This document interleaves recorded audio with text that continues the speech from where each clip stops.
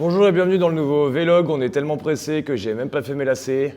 Aujourd'hui, on va parler études scientifiques, on va parler douleur, on va parler evidence-based et toutes ces merdes. Hein, et surtout, ce fameux concept du modèle bio-psycho-social de l'entraînement et de la douleur.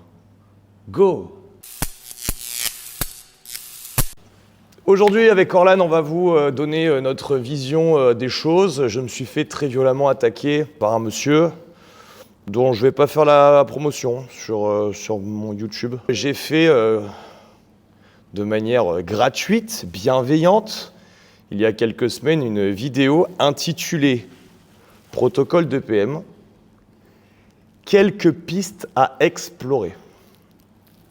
Je ne pensais pas que j'allais créer une PLS émotionnelle dans le domaine de la zététique et des wokistes de l'entraînement et de l'ostéopathie. Quelle ne fut pas ma surprise jeudi dernier de tomber à 22h, parce qu'évidemment il a lancé à l'heure pour faire le max de buzz, à 22h sur une vidéo où cet individu prenait ma vidéo sans mon autorisation. On faisait une critique acerbe pour en fait 2 jours après dire non, alors en fait j'ai pas critiqué. Le mec est quand même allé voir mes tarifs et compare des consultations avec 8 semaines de suivi et des plans de remédiation à faire tous les jours au tarif d'une séance de kiné à 16 € de la demi-heure, bien évidemment. Comme si gagner de l'argent en France, en plus en vendant de la remédiation de douleur aux gens, c'était mal.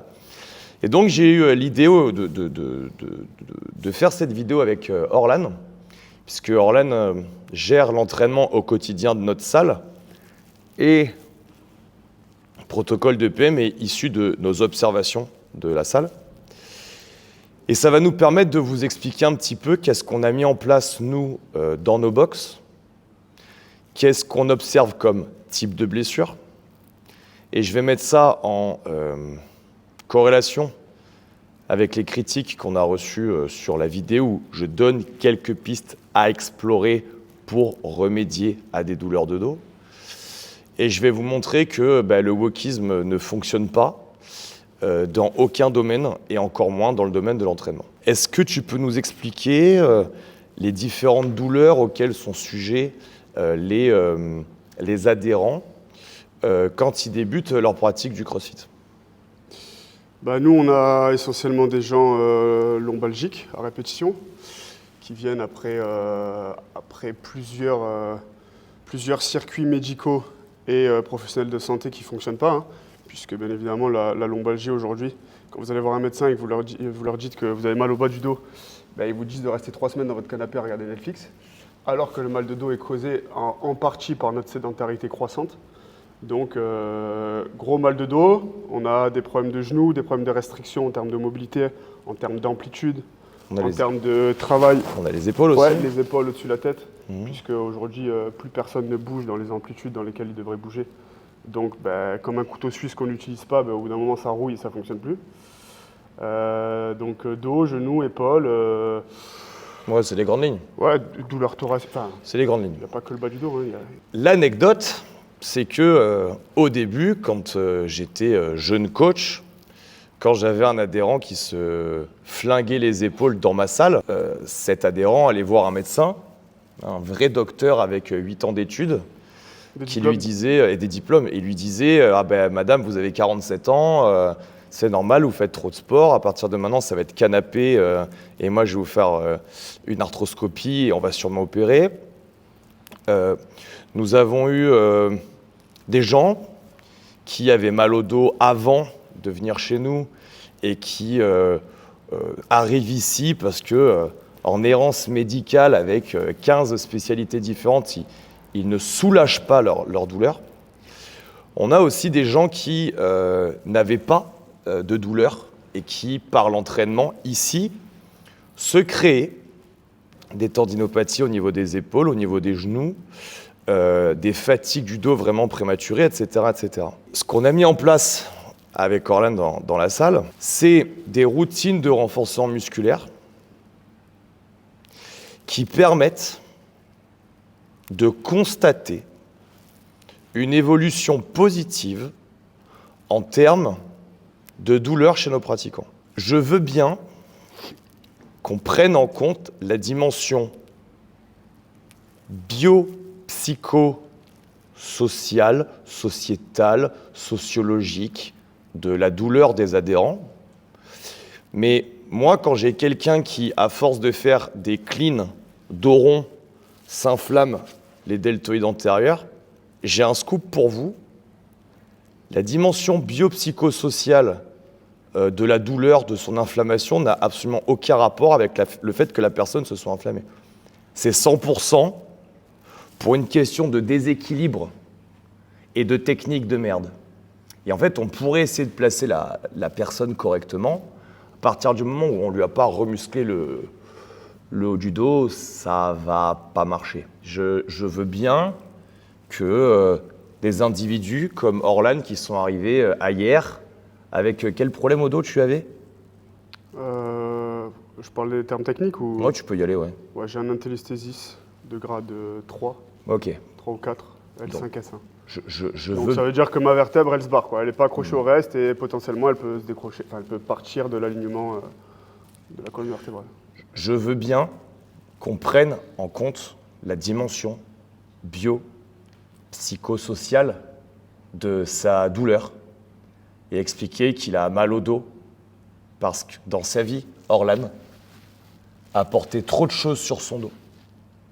Je comprends ça. Mais il n'empêche que quand on lui a remusclé correctement son dos, il est passé de Orlan, je snatch, décharge, correct, quand le vent... Ouais, je suis passé d'un Orlan avec des crises où je pouvais pas mettre mes chaussures tout seul, quoi. À Orlan qui snatch 130 kilos, vous voyez. Et là, en vrai, la dimension biopsychosociale, j'ai un scoop pour vous. À ce moment-là, hein, elle ne rentre pas ligne de compte. Orlan a aussi un problème de cheville, puisqu'il s'est accidentellement blessé le tendon d'Achille, ce qui a créé derrière des perturbations au niveau de ses membres inférieurs, et avec, en résultat, de très grosses tendinopathies rotuliennes qui ont duré vraiment longtemps. Je veux bien que dans ces moments de crise, de genou, le problème vient d'un conflit entre le je et le nous. Mais par contre, quand on écrase correctement son quadriceps, qu'on remet de la tension dans ses ischio-jambiers et qu'on remet de la stabilité dans sa cheville, eh bien, par l'opération du Saint-Esprit, et ce Saint-Esprit a vraiment fait les choses bien dans ce monde, eh bien, les douleurs disparaissent et ne reviennent pas. Je parle du cas d'Orlan puisqu'il est présent et qu'il pourrait contredire ce que je dis.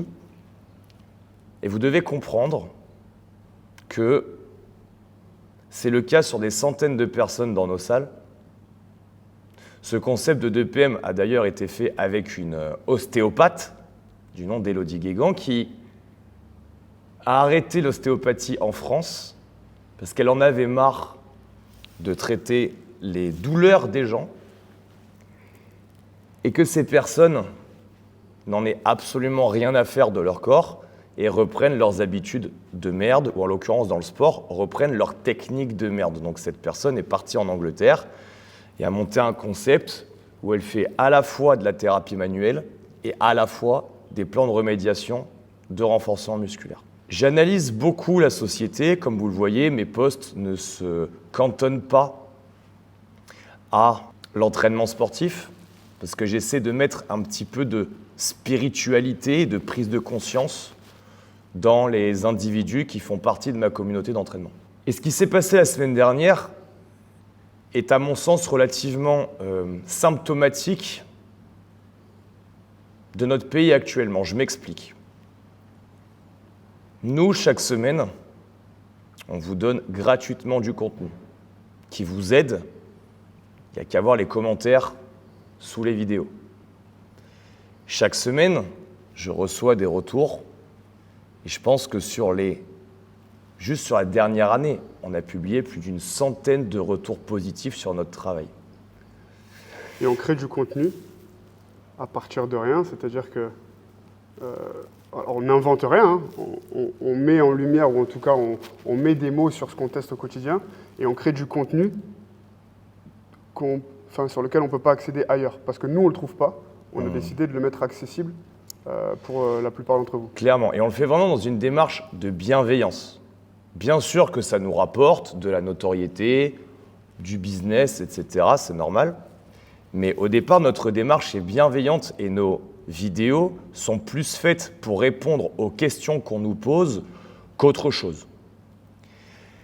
Et vous avez donc un courant de pensée dans la santé qui va prendre un malin plaisir à prendre ce travail, en modifier le sens, puisque la vidéo commence par « J'adore quand les coachs de CrossFit se permettent de parler d'eux ». Mais évidemment que je me permets de parler d'eux.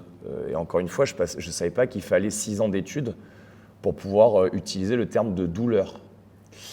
Sachant que des gens ont 12 ans d'études, et je répète, ne font pas mieux que ce que nous faisons nous, en termes de douleur.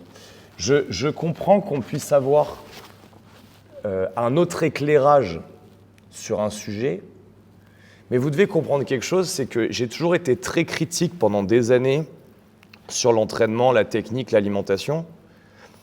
Mais par contre, dans mes critiques, je suis resté factuel. C'est-à-dire que quand j'ai Machin, le magicien, qui fait exactement le même plan alimentaire à des gens qui font 90 kilos et qui veulent mincir, ou à des gens qui veulent grossir parce qu'ils en font 60, quand je publie 200 témoignages en 24 heures de gens qui sont en trouble du comportement alimentaire et qui ont fini à l'hôpital avec le ventre complètement éclaté ou en tentative de suicide, je ne change pas les intentions de la personne, moi je donne des faits.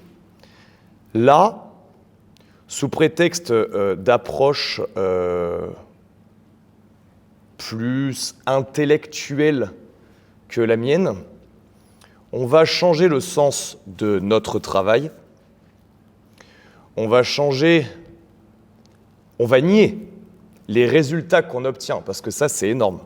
Carrément, la personne ou les commentaires dessous ont écrit « Oui, mais le mec, il doit partager qu'il y ait des avis positifs, etc. » Mais j'attends des avis négatifs, hein. Allez-y, pas de souci. Moi, je suis les gens sur 8 semaines, donc vous comprenez bien que quand ça ne marche pas, je le sais aussi. Et le problème, c'est que ça n'arrive pas. La personne refuse en plus de reconnaître sa malhonnêteté intellectuelle, puisqu'encore une fois, il y a une comparaison de tarifs sur 2 trucs qui n'ont aucun rapport. Il est temps maintenant qu'on parle méthodologie scientifique. Avant on peut mettre la lumière sur l'opposition qui est créée. C'est-à-dire qu'il y a des oppositions qui sont nées, d'après moi, avec les réseaux, hein, puisqu'avant, ça n'existait pas, ça. Mais comme tout le monde a le droit à la parole, et tant mieux pour nous, puisque sinon, on ne pourrait pas travailler. Mais ça met tout le temps en opposition, et surtout en France. Tu en as déjà parlé dans plusieurs de tes posts, sur déjà la compétence qui est liée au volume, ou au nombre de diplômes qu'on a, ou au nombre d'années d'études qu'on a fait. Dans le sens où il n'y a pas de lien entre votre niveau de compétence et la quantité de connaissances que vous avez acquises. Je prends l'exemple du coaching sportif. Vous pouvez avoir un diplôme à 3000 balles de posturologie si quand je rentre dans votre salle, les gens font des wall balls avec les pieds serrés. Pour moi, vous ne valez rien du tout. Et en l'occurrence, là, j'observe un petit peu ce fameux protagoniste bouger. Déjà, il sort de Paris-Saclay, donc ça en dit long sur le personnage. Il s'invente des compétences en haltérophilie sur son site internet, ça en dit long sur le personnage. Et après, j'ai regardé un petit peu comme il bougeait et j'étais pas loin de vomir. Donc, encore une fois, on peut aligner les lignes de diplôme. Nous, on a dû faire mon CV pour notre organisme de formation. Il y a 4 pages. Et je parle que dans ma vie sportive. Donc, les gens qui ne connaissent pas ont tendance à ne pas savoir qu'ils ne savent pas. Là, en l'occurrence, on est dans un bon syndrome de Dunning-Kruger. Mais ce que dit Orlane est très intéressant, c'est-à-dire qu'il n'y a pas de lien entre la quantité de connaissances que vous avez acquis et votre capacité à les mettre en place. Et ça, c'est une réalité dont nous, on est conscients. Bien sûr. Mais le problème, c'est que, et surtout en France, et ça demande un niveau d'éveil plus élevé. Il y a des gens qui considèrent encore que le nombre de personnes que moi, je reçois en consultation pour la salle, et qui me disent « Oui, mais mon médecin, mon chirurgien, parce qu'il est médecin ou il est chirurgien, il m'a dit que… » Pas plus Oui. tard que la semaine dernière pour l'entorse. Ce qui est drôle, c'est que donc, un ostéopathe bas de gamme vient nous expliquer à nous que ce qu'on fait, c'est pas une bonne prise en charge de la douleur. Quand nous, au quotidien, avec nos clients, et on a 200 adhérents hier, on a 7000 et quelques clients en ligne, à chaque fois, en fait, je l'ai toujours dit, les gens ne viennent pas sur protocole de PM en premier. Et ça, c'est ce que cet ostéopathe mongol n'a pas compris. C'est-à-dire que, en fait, personne ne se dit, tiens, et si j'allais voir protocole de PM parce que je viens de me flinguer. En fait, ce que la personne ne sait pas, c'est qu'elle est passée par 3 ostéopathes avant, qu'elle a fait 2 kinés, qu'elle est allée voir un chirurgien orthopédique, et systématiquement, si la personne arrive chez nous, c'est qu'elle est en échec. Donc si derrière, la personne n'a plus de douleur, c'est bien qu'on fait mieux. Et vous pouvez considérer que notre approche n'est pas assez complète. Est-ce que vous pouvez nous montrer vos résultats avec vos clients, s'il vous plaît? Justement, ça revient à la deuxième opposition dont je voulais parler. C'est que là, on a réglé le problème de diplôme, compétence ou capacité. Et il y a un deuxième problème, c'est que, contrairement à ce qu'on pourrait croire chez Wear Athletic, on est ouvert à plein d'autres visions, à partir du moment où il y a un argumentaire derrière. Et généralement, en tout cas c'est le cas de cette personne-là, les gens qui nous attaquent, ce n'est pas des gens qui créent du contenu ou qui proposent quelque chose avec une vision, puisque en l'occurrence, cette personne-là, sur son compte, ne propose que de l'étude scientifique du contenu des autres. Ah oui, c'est C'est-à-dire que, en termes de contenu perso qu'il a créé lui ou de proposition de contenu, il y a 0. Par contre, il n'y a que des études de contenu d'autres protagonistes que lui vient étudier en tant que scientifique de l'étude du contenu des autres. Il y a un autre point aussi que les gens ne comprennent pas, c'est que résumer tout l'entraînement par rapport à PubMed, ça ne va pas marcher pour une raison très simple. Premièrement, il a été prouvé, source, que 60% des études scientifiques sont fausses, sorties des conditions de l'étude scientifique. Il en va de même jusqu'à la membrane Gore-Tex, qui est censée être respirante, machin, ceci, cela, hors des conditions parfaites d'étude de la membrane Gore-Tex, c'est-à-dire dans le vrai monde, eh bien la membrane Gore-Tex ne fonctionne pas comme dans l'étude. C'est prouvé pour les médicaments, c'est prouvé pour la totalité des études scientifiques. Idriss Aberkan a fait beaucoup de vidéos là-dessus. Et donc on se retrouve avec des gens qui résument la vie à ce qui a été étudié dans PubMed. Ce qui prouve que ces mêmes personnes qui vont prôner une ouverture d'esprit ou autre sont complètement étriquées. Ça me fait penser, tu as dû voir ça toi dans l'armée, moi ça me fait penser aux ingénieurs qui savent mieux que les gens de terrain les choses. Donc vous avez un mec, il a fait Saint-Cyr, il a fait Mestrance, en fait il n'a rien fait, et il arrive dans une brigade, on lui met 4 gonzes sous lui qui sont là depuis 6 ans, et en fait le mec, comme il a des galons, et il est absolument incapable de se rendre compte que entre ce qu'il a appris à l'école et la réalité de terrain, il y a en fait une galaxie. Ce qui est d'ailleurs très proche avec le wokisme, puisqu'en fait le wokisme s'autodétruit systématiquement dès qu'il est confronté à la réalité du terrain, la bien-pensance. Là, il y a eu, j'en parle parce que c'est hyper important, il y a eu un coup de réalité, un coup de projecteur sur la pensée woke, quand on peut assister aux commentaires sur la maltraitance des terroristes qui nous expliquent que c'est quand même pas très très bien de mutiler ces gens-là en leur branchant une batterie de bagnole aux testicules pour avoir des informations. Ces gens sont tellement cons De toute façon, qu'ils n'ont pas compris que ce que fait la Russie actuellement, c'est qu'elle envoie un message en leur disant vous feriez mieux de faire un attentat en France, comme ça vous avez la PlayStation, la Game Boy et la promenade, parce que si vous le faites en Russie, en fait on va vous mutiler et on va même pas vous tuer. Et en fait, vous irez retrouver vos vierges, mais avant, vous allez vraiment devoir les mériter, vous comprenez ? Et donc le wokiste de base, lui, ne voit que « oh là là, il pourrait y avoir une erreur judiciaire, on est quand même plus civilisé que ça, ils ont droit à un procès équitable et à de la nourriture. » Voilà. Donc on se retrouve avec ce mode de pensée actuellement sur ça, où on a des gens qui n'ont rien fait. Moi, je suis allé voir sa page, Je suis allé voir ses commentaires, son YouTube, son Instagram, son site internet où il veut vendre sa formation à 550 balles.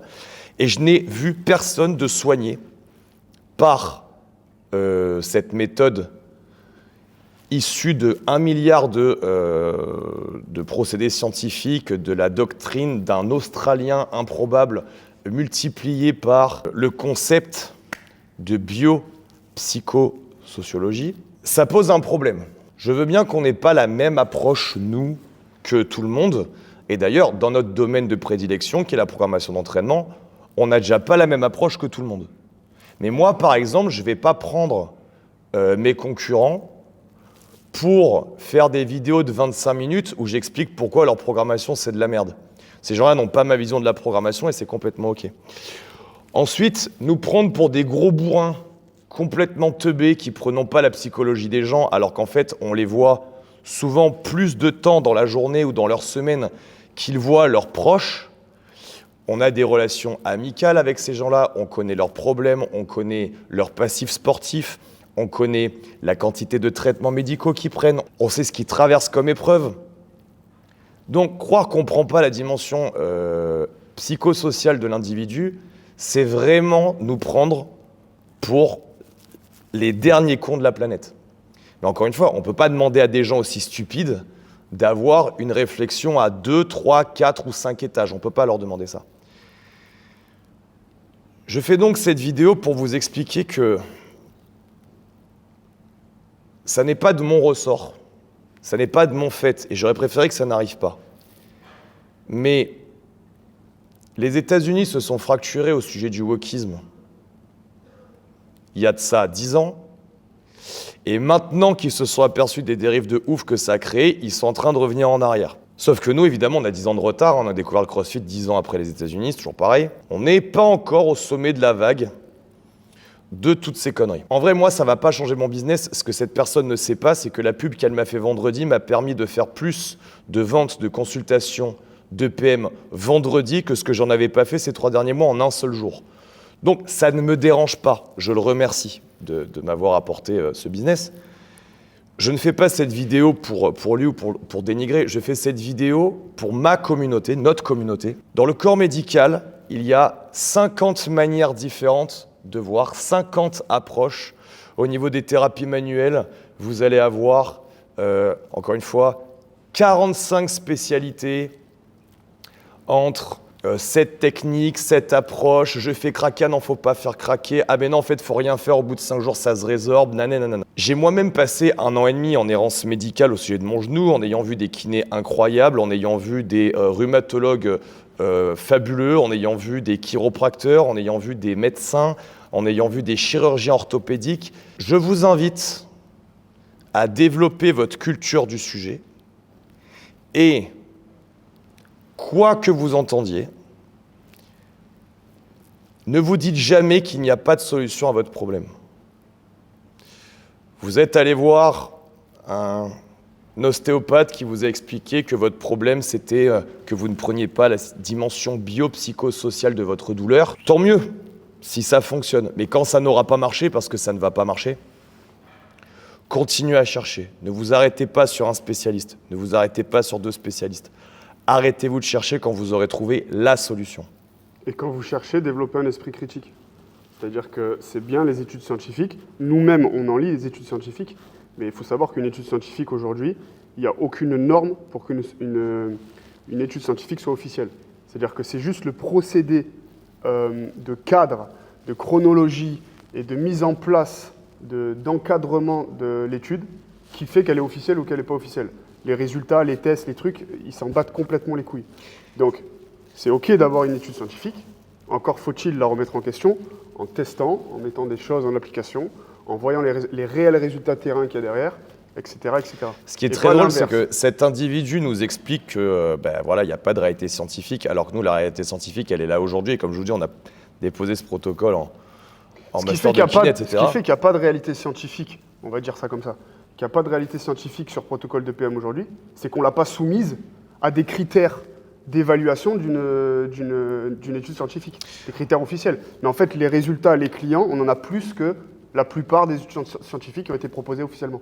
Et, c'est juste ça en fait. et l'anecdote, c'est qu'en réalité, une étude scientifique, quand on prend le evidence-based dans son concept total, il faut pas seulement des preuves scientifiques, il faut partir d'observations de terrain. Et très souvent, ces idiots de l'evidence-based Mayburn n'ont pris que la moitié de la problématique. On a souvent ça, je ne vais pas passer 3 quarts d'heure, parce qu'en coaching, on a très souvent ça, des gens qui prennent que la moitié de la problématique. C'est pour ça que d'ailleurs, on vous demande de lever les coudes très haut en clean, quitte à avoir les coudes à l'intérieur, parce qu'on a pris que la moitié de la problématique. Et donc, c'est pour ça que c'est responsable d'un nombre incalculable de bras pétés en haltérophilie.